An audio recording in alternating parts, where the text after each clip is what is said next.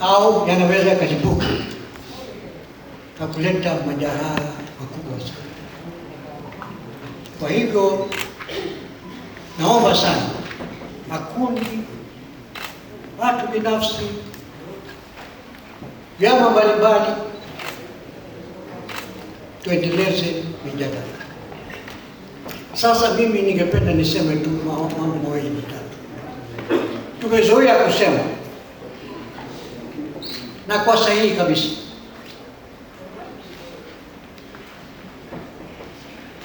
mambo mawili: amani na haki. Tunasema huwezi ukawa na amani bila haki. Ni sawa kabisa, isipokuwa kiungo kati ya amani na haki ni uwajibikaji. Bila uwajibikaji huwezi ukawa na haki, na bila haki huwezi kuwa na amani. Na katika tukio lililotokea, swala muhimu linajitokeza na uwajibikaji. Kwa maoni yangu, hatuwezi tukapiga hatua yote ile bila uwajibikaji. Na nchi hii tuna utamaduni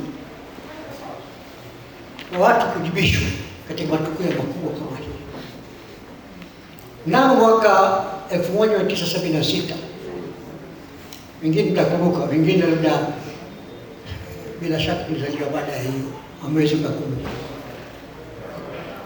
Mabibi vikongwe huko sehemu za Shinyanga walikuwa wanauliwa kwa imani ya ushirikina. Kulikuwa na task force, watu wa usalama, polisi kufanya uchunguzi, lakini ile ambayo ilikuwa operation mauaji, operation mauaji, watu wa usalama na polisi walifanya ukatili kubwa sana, utesaji kubwa sana, haijawahi kutokea.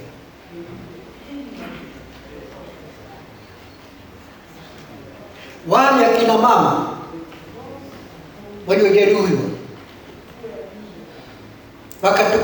wakatafuta nafasi ya kwenda Butiama kuongea na mwalimu. Mwalimu alipokuja mbele yao, wakavua nguo zao na kuonyesha majeraha yao. Mwalimu hakuweza kustahimili, akafunga macho yake kwa mikono yote miwili. Waziri wa mambo ya ndani wakati ule, Mzee Mwinyi, alijiuzulu. Waziri wa usalama Pito Soela alijiuzulu. Mkuu wa mkoa Peter Kisumu alijiuzulu.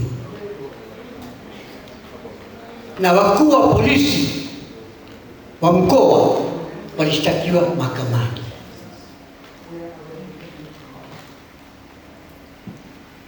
Vijana, ningeomba someni judgment. Kuweza kusoma ile judgment na kusoma ushahidi uliotolewa,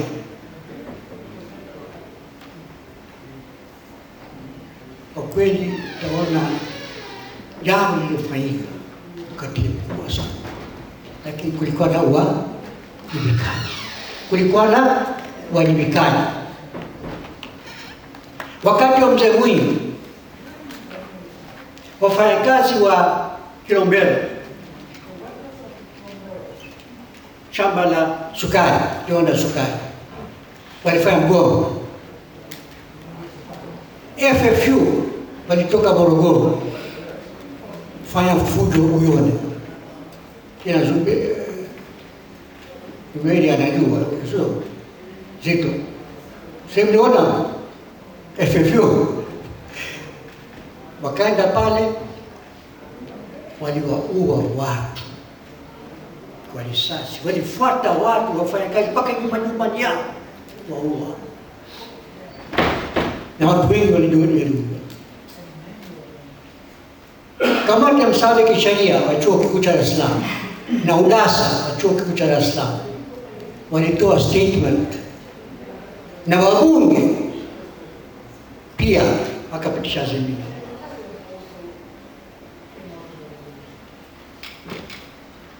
Tume ikaundwa, nafikiri kwa viongozi na Jaji Chipeta. Ripoti inapatikana, someni ripoti hii.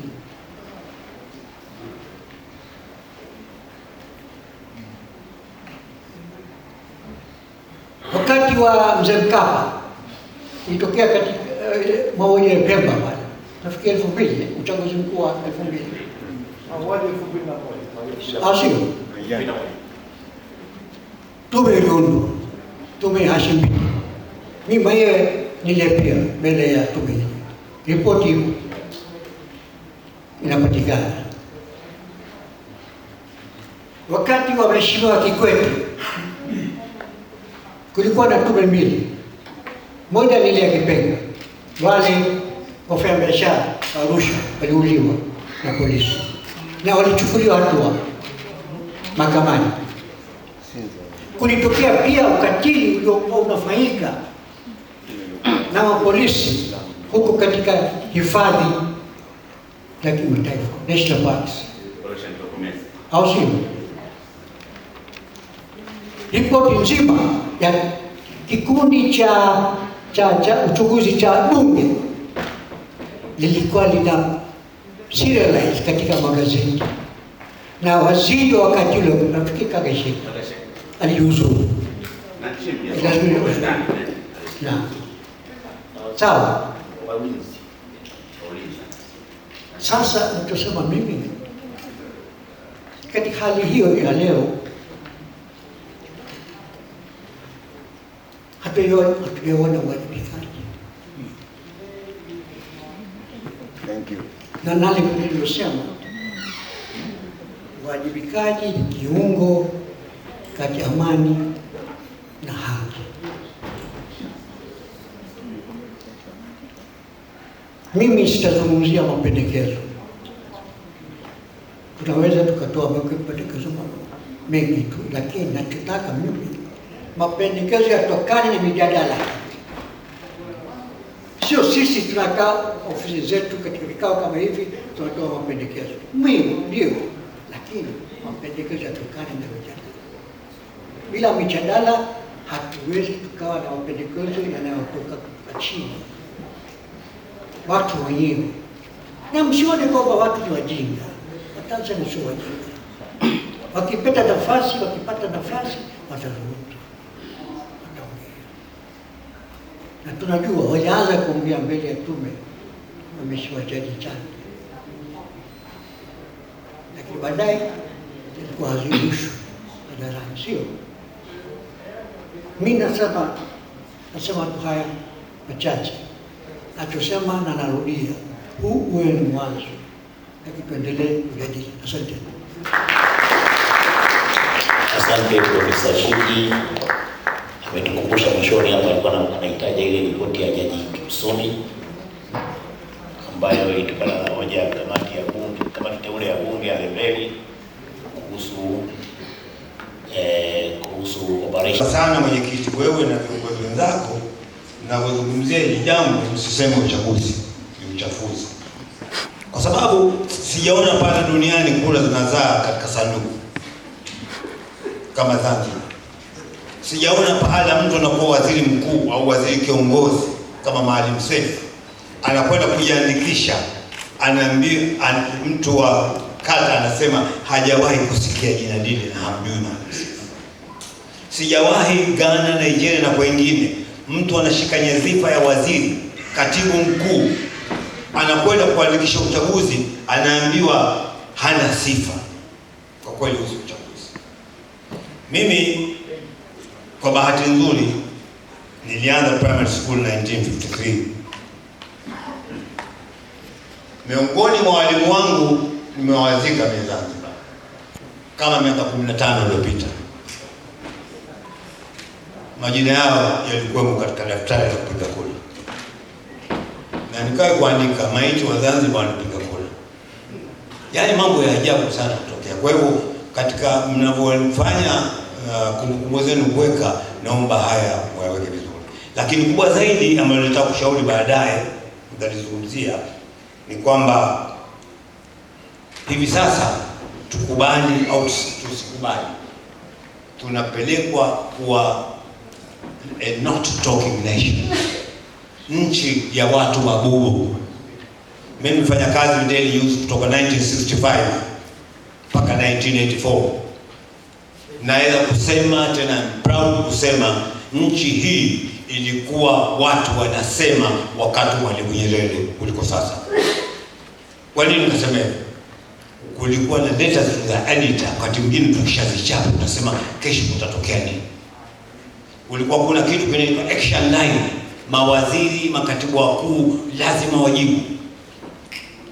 Watu kana kulalamika kwa mwalimu anawaambia imeandikwa na nyinyi bodi.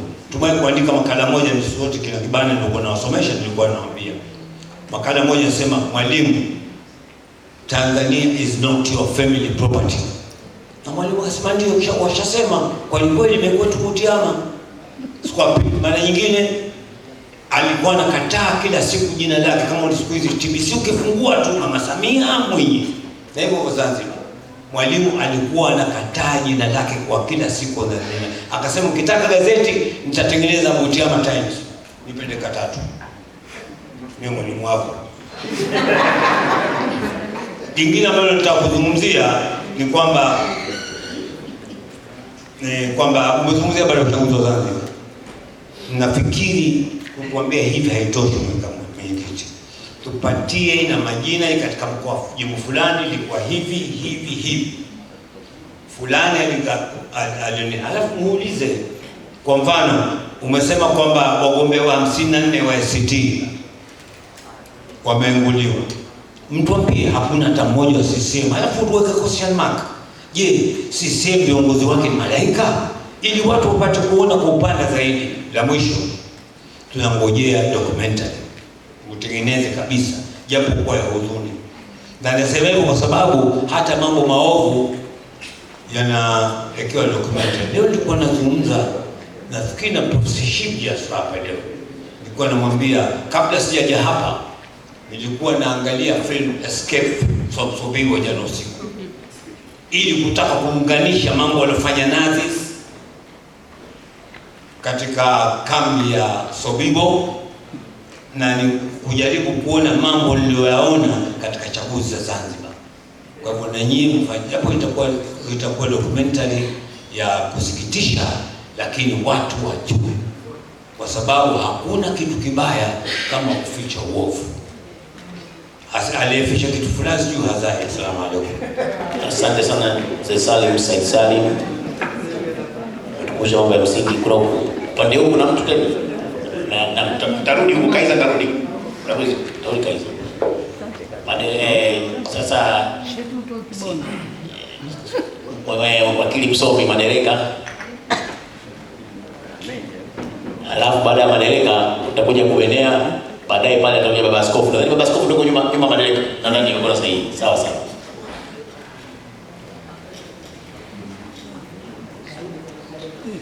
Ndugu Osman Masud Osman, mwenyekiti wa taifa wa ACT Wazalendo, viongozi wote wa kamati kuu ya ACT Wazalendo, wageni waalikwa, mabibi na mabwana, habari za mchana. Kwanza nashukuru kwa mwaliko na pia napenda kuwapongeza chama cha ACT Wazalendo kwa kuchukua uongozi mbali na kuwa ni chama cha siasa, lakini uongozi wa kijamii kwenye jambo hili ambalo limekumba taifa letu. Nchi yetu ipo kwenye msiba, na kwa mara ya mwisho tangu mwaka 1907 mwaka 2025 nchi imeshuhudia mamia ya Watanzania wakiuliwa bila sababu za msingi na bila uwajibikaji wowote mpaka sasa hivi. Nimefuatilia kwa makini hotuba ya mwenyekiti wa Osman. Lakini napenda nianze na swala la uchaguzi. Kwa nini tumefika hapa? Kwa mara ya kwanza tangu mwaka 1985 Bunge la Jamhuri ya Muungano wa Tanzania kwa makusudi kabisa mwaka 2024 na mwaka 2025 likaenda kutunga sheria ya kuharibu uchaguzi. zikatungwa sheria mbili. Ikatungwa sheria ya tume ya uchaguzi. Jambo la tume ya uchaguzi ni jambo la kikatiba, linapatikana chini ya ibara 74 ya katiba ya Jamhuri ya Muungano wa Tanzania. Na moja kati ya jambo muhimu kwenye katiba chini ya ibara hiyo ni kwamba jina la Tume ya Taifa ya Uchaguzi ni la kikatiba, sio la kisheria. Ukienda kusoma leo tume ibara 74, Tume ya Uchaguzi ya Tanzania inaitwa Tume ya Taifa ya Uchaguzi. Lakini bunge likaenda kutunga sheria mwaka 2024 ikatuletea kitu kinachoitwa Tume Huru ya Taifa ya Uchaguzi, kitu ambacho kwenye katiba hakipo. Kitu ambacho kwenye katiba hakipo. Kwa hiyo kuanzia pale tulishaanza kutengeneza indication ya kwamba tukifika mwaka 2025 hakuwezi kuwa kuna uchaguzi kama mzee alitangulia kusema hapa, kwa sababu hatuna tume. Ibara ya 64, ibara ndogo ya 5 ya katiba ya Jamhuri ya Muungano wa Tanzania inasema sheria yoyote ya bunge itakayotungwa kwa kukiuka katiba, hiyo sheria inakuwa ni batili kuanzia siku inapotungwa. Kwa maana hiyo tunaingia kwenye uchaguzi mwaka 2025. Hatuna chombo mahususi cha kikatiba ambacho kingeweza kutuhakikishia sio tu kuwa na uchaguzi, lakini uchaguzi huru, wa haki na unaoaminika. Tumeingia kwenye uchaguzi ambao hausimamiwi na chombo chochote kilichopewa mamlaka kikatiba kufanya hivyo. Ndio maana hayo yakatokea. Watu hawakuenguliwa kwenye uchaguzi kwa bahati mbaya, wameenguliwa kwa makusudi, kwa sababu kulikuwa kuna chombo kinachoweza kuratibu kwa mujibu wa sheria na kwa mujibu wa katiba. Na mpaka ninapozungumza hapa hatuna hiyo tu. Naomba nihame hapa swala la mauaji, kwa sababu hili swala linadogoshwa sana, linaitwa vurugu. Kwenye sheria Profesa Shivji anajua kwamba inapotokea makosa mengine madogo madogo yakachanganyika na kosa kubwa la mauaji, basi yale makosa madogo yote yanafutika, inabaki kosa moja la mauaji, kwa sababu adhabu yake ni kubwa kuliko makosa mengine. Tunapo address jambo hili la tarehe 29 Oktoba na siku chache zilizofuata baada ya hapo, hatupaswi kuzungumza kwamba kuna vurugu zilitokea. Tuzungumze kwa uwazi kwamba kuna mauaji yalitokea na sio vurugu. Kuzungumza vurugu maana yake ni kudogosha kilichotokea. Tumepoteza roho za watu. Mimi ninapozungumza kwenye jimbo langu la Kivuli walikufa watu 17 ambao nilishiriki kwenda kuwalipia gharama za mazishi kila familia. Alafu leo wakitusikiliza tunasema vurugu za Oktoba 29 tunaunda na tume ya kuchunguza vurugu. Nilipopata nafasi ya kwenda mbele ya tume niliwaambia msiende kuchunguza vurugu, kwa sababu swala la vurugu lishashughulikiwa kisheria. Walikamatwa watu wakapelekwa mahakamani, zaidi ya vijana 700 nchi nzima walishtakiwa kwa uhaini, kwa sababu waliambiwa walikuwa wanataka kupindua serikali. Na baada ya kupelekwa mahakamani, uhaini ndio kosa pekee linalotajwa kwenye katiba ya Tanzania chini ya ibara 28 ibara ndogo ya 4. Tukatumia kitu hata ambacho hakipo kwenye sheria popote duniani, kitu kinachoitwa 4R. Tukapoka mamlaka ya DPP, wakasamehewa wale watu, wakaenda nyumbani, ingawa wanataka kupindua serikali. Na kwenye jaribio la kupindua serikali ndio tukapata madhara ya kupoteza ndugu zetu zaidi ya 518 kwa mujibu wa hotuba ya Jaji Chande. Sasa leo tunapokuja kuambiwa kwenye hotuba ya Jaji Chande kwamba moja ya mapendekezo ni kuunda tume ya kupeleleza yale yaliyotokea ili watu wawajibike kijinai. Wanawajibikaje watu kijinai kwa kutumia hiyo tume itakayoundwa wakati tayari watu walishapelekwa mahakamani na ushahidi upo? Maana mtu hawezi kupelekwa mahakamani kwa mujibu wa sheria zetu kama polisi hawajafanya kazi yao ya upelelezi kupitia ofisi ya mkurugenzi wa upelelezi wa makosa ya jinai, lakini kama mkurugenzi wa mashtaka hajaridhika ule upelelezi unajitosheleza kutengeneza kesi. Sasa mimi naamini kwa kuwa tulishakwenda mahakamani tukawashtaki watu kwa uhaini, maana yake upelelezi umeshakamilika. Leo kuja na mapendekezo ya kuunda tena tume ya kupeleleza ni kuwatukana Watanzania ambao wamepoteza ndugu zao. Lakini siwezi kuondoka hapa bila kumpongeza Jaji Chande. Kuna mahala amesema ukweli kabisa na watu hawaelewi. Kasema hivi, yale jaribio la mapinduzi lilipangwa, liliratibiwa na lilitekelezwa. Lilifadhiliwa na likatekelezwa. Ingawa mwisho wa siku hakusema waliopanga ni kina nani, waliofadhili na waliojaribu kutekeleza ni akina nani. Sasa ukitaka kujua waliofanya vile ni nani, rudi kwenye matukio ya mwaka mmoja kabla ya uchaguzi na siku chache kabla ya uchaguzi. Jeshi la Ulinzi la Wananchi wa Tanzania liliambiwa lijiandae sijui kufanya nini wakati nchi ilikuwa ingii kwenye vita. Tukio la uchaguzi ni tukio la kijamii linalowapa watu haki yao kuchagua viongozi, sio vita ambayo inahitaji jeshi lijiandae, lakini jeshi likajiandaa. Pamoja na kujiandaa, jeshi lilishindwa kujua watu walikuwa wanafanya mafunzo ya kupindua serikali mita 10 kutoka kwenye kituo cha polisi. Jeshi lilishindwa. Sasa utamlaumu rais kwa kosa gani? Kaambia anajiandae. Yaani rais tena akachukua bunduki aende akasaki wale watu. Haiwezekani. Kawaambia jiandaeni, wamejiandaa, lakini mwisho wa siku tunakuja kuona yale yanayotokea. Lakini wameambiwa, rais anawaambia hakutakuwa kuna maandamano. Maandamano pekee yatakayotokea siku hiyo ya tarehe 29 Oktoba ni maandamano ya kwenda kupiga kura. Rais katuhakikishia usalama sana. Lakini tumeona watu wanauliwa. Na tunaambiwa nguvu iliyotumika ilikuwa ni nguvu stahiki kabisa. Ndio maana nikasema haya mambo haya tunahitaji sana neema ya Mungu, sababu vinginevyo tunaweza tukatoka hapo tumechanganyikiwa kabisa, ukiunganisha sequence of events na kauli zilizokuwa zikitolewa hapo kabla. Mwisho, yaani Tanzania ndio nchi kituko pekee duniani, Tanzania, kuwa na uchaguzi katikati ya mauaji afu ndio ulikuwa huru na haki. Tena uchaguzi ambao umefanyika sio katika muda uliopangwa, kwa sababu muda uliopangwa kufanya uchaguzi kwa maana ya zoezi la kupiga kura, kuhesabu kura, kuhakiki na kutangaza matokeo ni kuanzia asubuhi kupiga kura mpaka saa 10 jioni mwisho kupiga kura. Lakini mauaji yameanza kutokea saa 5 na wenyewe wanajivuna kwamba kama ni vurugu zilitokea wakati watu wameshapiga kura. Maana yake siku ile watu waliamka mapema sana saa 12 wakaenda kupiga kura saa 5 wakawa wameshamaliza. Sasa unawezaje kama unakiri kuna mauaji ya watu zaidi ya 500 nchi nzima, alafu katikati ya tukio hilo kubwa linalo draw attention ya dunia nzima kwa sasa ukasema huo uchaguzi ni huru? Lazima utakuwa umechanganyikiwa kidogo akili, au ni mwendawazimu kabisa. Haiwezekani sababu watu wakishakufa huo ni msiba.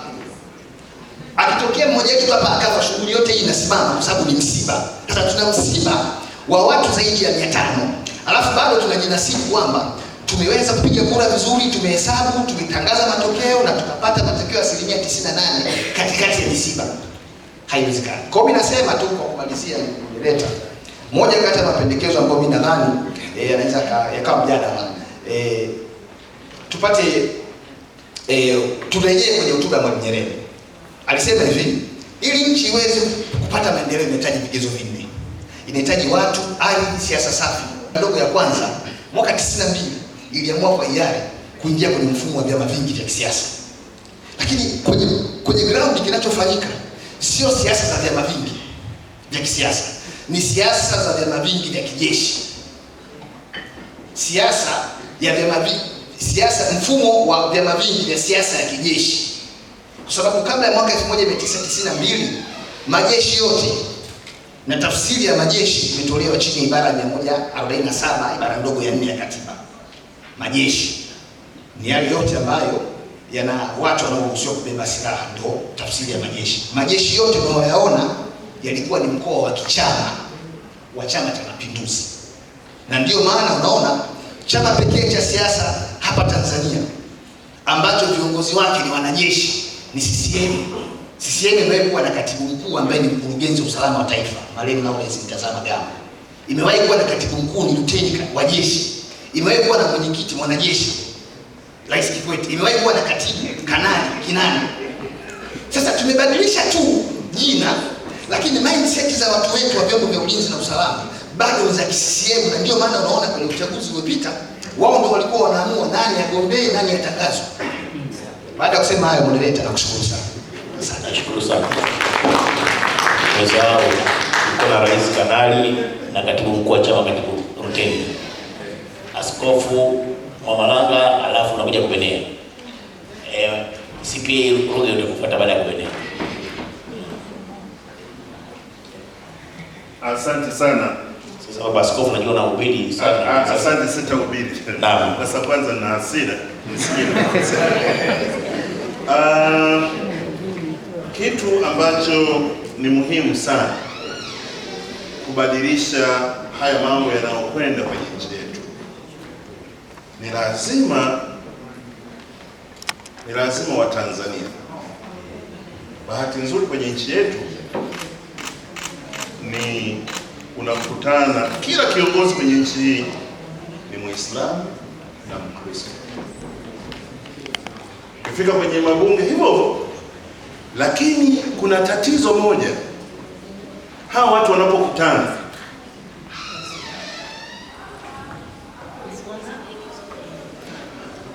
asante sana, kumbe hamsikii vizuri. Na kitu kinachotokea sasa kwenye taifa hili, hawa watu hawa Waislamu na Wakristo viongozi hawasemi neno dhambi, hawaogopi dhambi kabisa. Ni watu waovu, wanafikiri kuvaa nguo kama mimi nilivyovaa hivi basi, kuvaa nguo, kuvaa uniform basi huo ndio Uislamu na hiyo ndio Ukristo. Hapana. Taifa limetenda dhambi mbaya, yaani tuko kwenye dhambi mbaya. Waovu hawa unaposema rais na mpaka wote wametenda dhambi mbaya kabisa.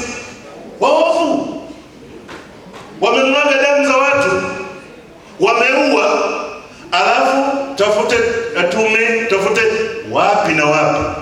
Mungu anasema, mwenyekiti anasema hivi, haki huinua taifa.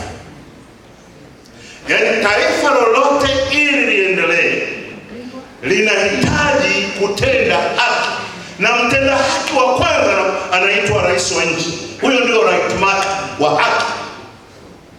Lazima asimame kwa haki, aamue kwa haki, awe mwanamke awe mwanaume. Akisema haki kwanza, taifa linakuwa na amani. Watu wameniuliza hapa, maaskofu hamsemi siku hizi, hamtusikii.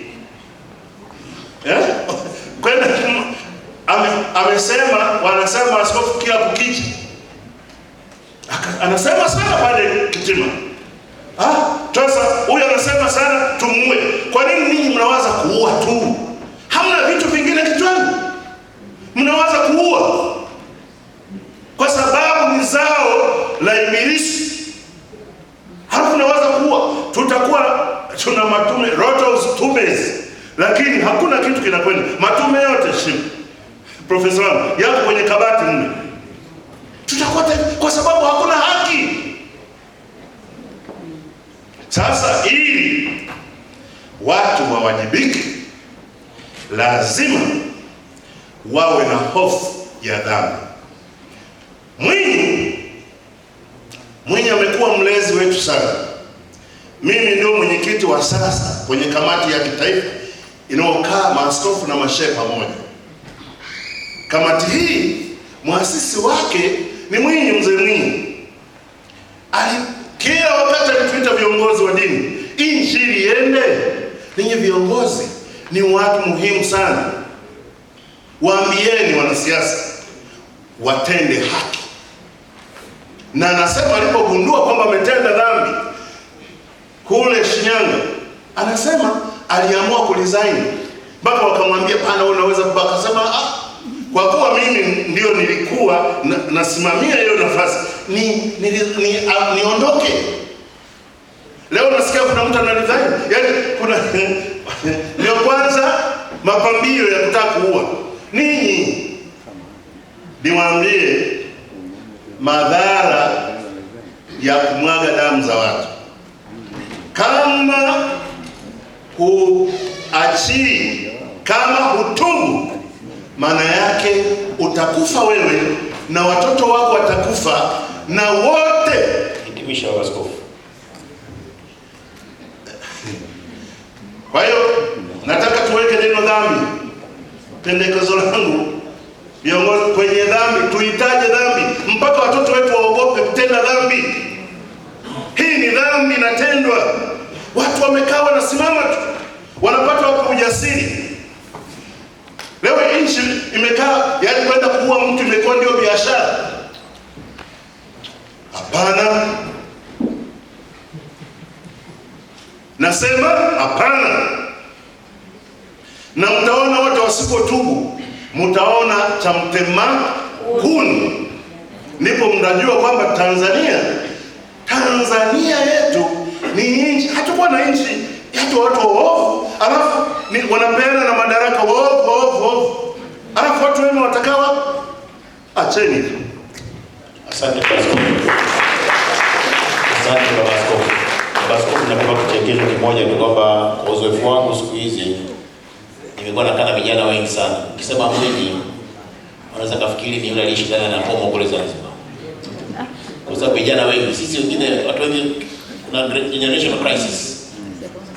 Hapo Baba Askofu alikuwa anamaanisha Ali Hassan Mwinyi wakati akiwa waziri wa mambo ya ndani akirejea moja ya Profesa Shimji. Kwa vijana wadogo huko ambao mara nyingi nilikuwa nasema kibanda eti Mwinyi mnasema Mwinyi, mbona Mwinyi sasa jamani, yule huyu ni Mwinyi mwingine. Yule namongelea hapa ni aliyeongelea na Baba Askofu na Profesa Shimji ni Ali Hassan Mwinyi akiwa waziri wa mambo ya ndani ya nchi. Benea dakika 3. Alafu na baada ya kubenea nitachukua mikono, nitajisha mikono, waratibu wataangalia hapa ili tujue mwisho wa tutoe muda gani, tuwapangie wale waliobaki kila muda kamili ili watu wote wachangie na muda kuendelea sababu. Asante mwenyekiti, mimi naweza kutumia chini ya dakika 3. Mwenyekiti, mimi nina maswali. Nimekuja hapa kama mwandishi wa habari. Moja ni kwamba nakubali kwamba tumerudi nyuma sana kidemokrasia ukilinganisha na miaka ya nyuma, angalau baada ya 2015 nyuma, kwa sababu wakati huo zilikuwepo hata chaguzi ndogo kama Temeke. Mrema aligombea Temeke 96 nafikiri 97. Mzee Jewe aligombea Magu baada ya kushinda uchaguzi mkuu wa 95 akashinda na akatangazwa. Temeke Mrema aligombea akashinda na akatangazwa. Hata Nasari aligombea Arumeru 2012 na akatangazwa kwenye by election. Lakini sasa hivi vyama vinakimbia hata uchaguzi mdogo, kwa sababu hawaamini kwamba kuna demokrasia na uchaguzi. Sasa mimi nakubali, lakini sasa nauliza swali moja kwamba wakati wa uchaguzi mkuu uliopita ninyi ACT na hasa wewe mwenyekiti mwenyewe ulinukuliwa ukisema kwamba muhuni hajiwi hasusi. Sasa leo hampo kwenye serikali ya umoja wa kitaifa Zanzibar, mmesusa. Kwa nini mmesusa na muhuni hasusi? La pili, mwenyekiti, umesema kwamba mchakato wa maridhiano hauwezi kufanyika bila kupatikana ukweli, haki na uwajibikaji. Nakubali. Lakini hapo hapo ukasema kwamba mnahitaji yafanyike mabadiliko ya sheria ya mabadiliko ya katiba, upeleke mswada bungeni wa sheria ya mabadiliko ya katiba, kuhuisha sheria ya mabadiliko ya katiba ili tuanze mchakato wa katiba mpya.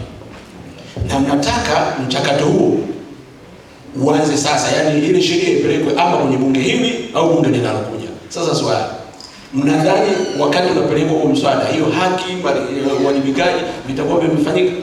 Sio kwamba mnaenda mbele na mnarudi nyuma. Huku mnataka wajibikaji, huku mnataka sheria ya mabadiliko ya katiba ifanywe marekebisho.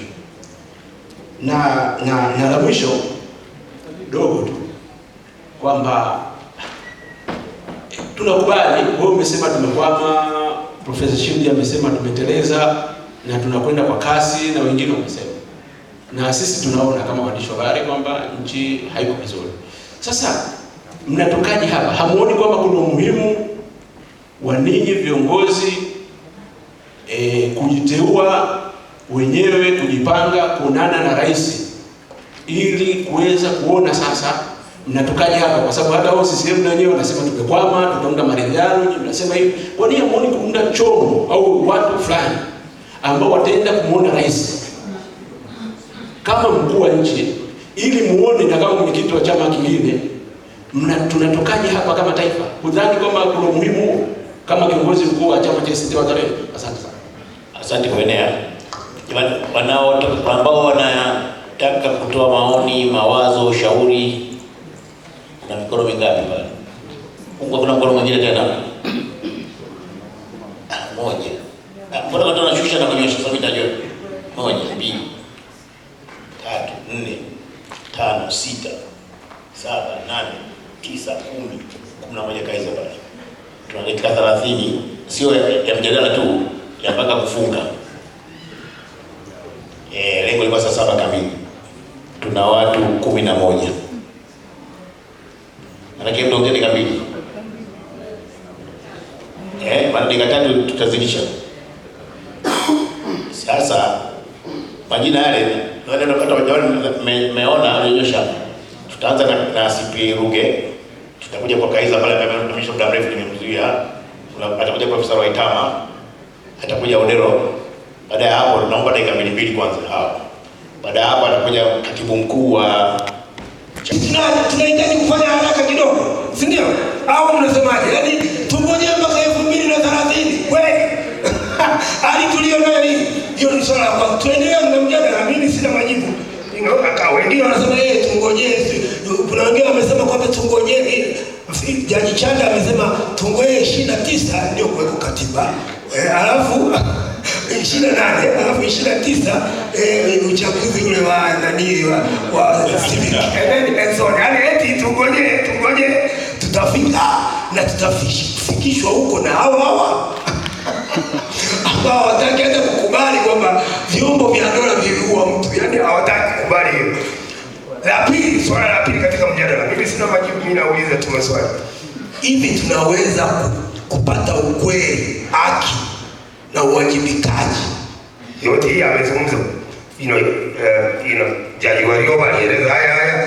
Huwezi kuanza kubadiliana bila kwanza kupata ukweli. Bila kupata haki, bila kupata nani anawajibika. Hivi tunaweza tukafika huko? Yani ni kama mimi nimekishana na my partner, yani mke wangu, alafu kwa Ruzani, alafu tumejifungia chumbani sisi wawili, alafu tunasuluhishana. Hivi sisi lazima tuende walau kwa shehe. Mtu ambaye akai ndani ya nyumba yetu, ambaye atatusimamisha, wewe sema sasa, na wewe sema, wewe ndio unakosea. Hivi bila kuweko mtu namna ile kweli tunaweza yakaisha mambo mazito. Yaani tumekaribia kufarakana, alafu tumalizane wenyewe kwa wenyewe. Hii inawezekana? Watu ambao wanafikiri haiwezekani kama Sadek walimtuma Dr.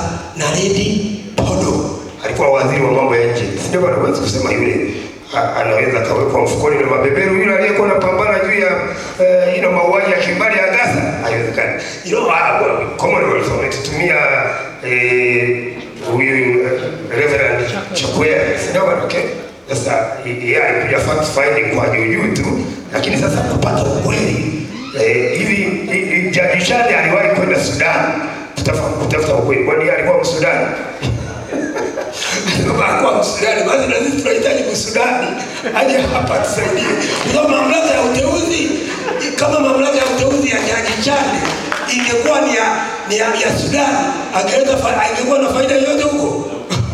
Kwa hiyo hata na mamlaka ya uteuzi ya huyu anayekuja kuchunguza singesaidia kama ingekuwa kidogo. Sio naye anayetuhumiwa.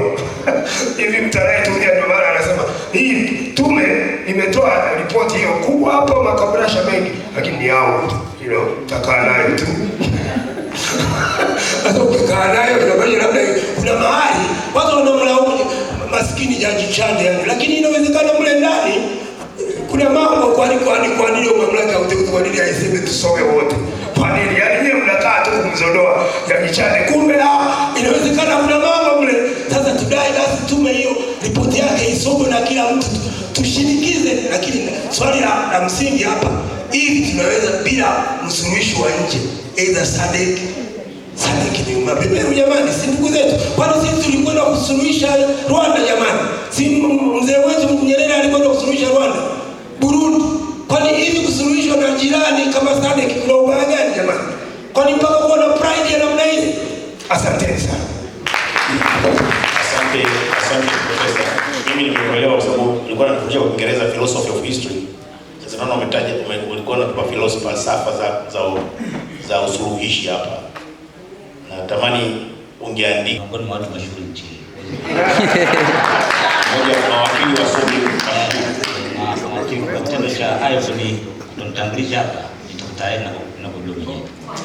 Sasa Kibanda, mimi nina bahati kidogo ya kuwa kwenye hizi mambo kwa maana ya practice. Nilikuwa na maoni tofauti kwa sababu kidogo ni dipati kwenye maoni wengi waliozungumza ni kidogo tofauti na wengine.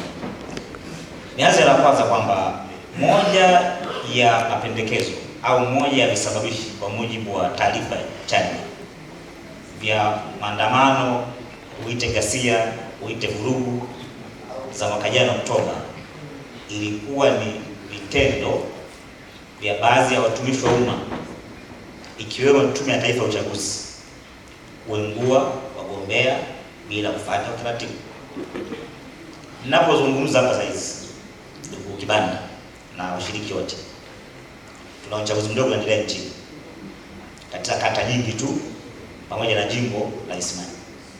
Jana ni mwa taarifa ya Tume ya Taifa ya Uchaguzi ya kurejesha wagombea wawili kutoka jimbo la Chato kati ya 5 ambao wasimamizi wa uchaguzi katika kata mbalimbali za jimbo la Chato waliungua. Tunazungumza hata mwezi ripoti cheti haijamaliza, bado wasimamizi wa uchaguzi wanagombea, wanaingua wagombea ofisa. Na tume imesema, sema taarifa ya tume inasema waliobakia wale 3 itafanya kwa Jumatatu ione hatima ya namna ya kurejesha. Hatuna mwezi, tume haina mwezi. Bado tume ya uchaguzi inaingua wagombea ofisa. Sasa wote hii hapa tutafanya nini? Mheshimiwa wangu, tutafanya nini? Watu kubadilika, watu hawezi kubadilika Kibanda. Hawa watu hawana political will ya kuivusha nchi hii. Haiwezekani tunalia hapa. Tume imesema kwamba wananchi wanaendelea kwa kuonewa. Tume ya uchaguzi bado inaruhusu watu wake chini kuengua wagombea. Tume ya uchaguzi tunazungumza hapa jimbo dogo la uchaguzi mdogo, jimbo la Isimani. Nyinyi ACT mgombea mwenguliwa. Uongo kweli? Hakurudisha kushiriki. Kuna chama kingine kinafikia chama gani? Mgombea wao mwenguliwa. Sasa tunazungumza hapa namna ya kuvuka hapa. Bado vitendo vya tume ya uchaguzi vya kuonea wagombea upinzani kuengua inaendelea. Na watu hatusemi, tumekaa kimya. Jambo la pili, tumeanza kuona dalili ya ofisi ya msajili wa siasa kutumika kuonea vyama vya upinzani kwa kuviandikia barua za hovyo, barua za vitisho, ikiwemo eti kutishia kukifuta chama cha siasa for political reasons. Mimi binafsi siangalia kwa sababu za kisiasa. Leo ni kwa Chadema. Nataka niwaambie kesho kwa ACT. Kama tukinyamaza, ilianza kwa ACT. Pigwa onyo, tishiwa. Leo umeenda Chadema. Halafu ofisi ile ile ya msajili, mimi sasa kuiona na siku moja ikiwaandikia CCM barua ya onyo na kuwatishia kuwafuta. Ingawa kama CCM na msajili wa kusikia. Haya mambo Mheshimiwa Omo ndio kusema haya, lakini cha pili kiongezea hapo. Hapa pekee tulokatwa ni ushahidi tosha kwamba serikali ya CCM na watu wake hawana nia yoyote kama meza mazungumzo. Ninaamini kwamba ACT mnialika CCM. Uongo kweli? Wako wapi hapa? Imeandikwa CCM. Najua mmealika na watu wengine, including msajili. Hawajaji hapa. Jeshi la polisi hawajaji hapa. Hata watu kuzungumza hapa leo tutatoka na mawazo na resolutions za upande mmoja. The question comes, tutakaokubaliana Mheshimiwa Omo hapa tutakubaliana ni nani anakwenda kutekeleza? Kwa sababu watekelezaji wako serikali hapo mwakilishi hakuna. Sisi chama tawala hapa Yusali hailikataza kusema chama tawala, sio nizereje. Sisi hawapo. Msajili ambaye ni chama cha mambo haya hayupo. Tume ya uchaguzi hapa haipo. Na tumesema ni mjadala wa kitaifa kuhusu mwelekeo na hatima ya nchi yetu. Sasa hiyo hatima itapataje kama watekelezaji ambao tunazungumza hapa hawapo?